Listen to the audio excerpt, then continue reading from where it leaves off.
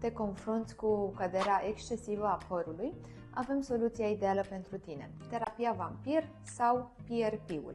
Hai să-ți povestesc cum se întâmplă. Mai întâi ți se recoltează o cantitate de sânge care va fi băgată la centrifugă pentru a obține plasmă bogată în trombocite. Aceasta va fi injectată la nivelul scalpului, având ca rezultat hrănirea firului de păr, astfel încât el să devină mai rezistent, să nu-ți mai cadă, și să stimulăm creșterea de noi foliculi de păr. Sunt necesare 3-4 ședințe pe care le vei face la interval de 2 săptămâni. În plus, pentru rezultate și mai eficiente, recomandăm Cell Booster Lift, care este o mezoterapie care poate fi combinată cu plasma, astfel încât efectele să fie maxime.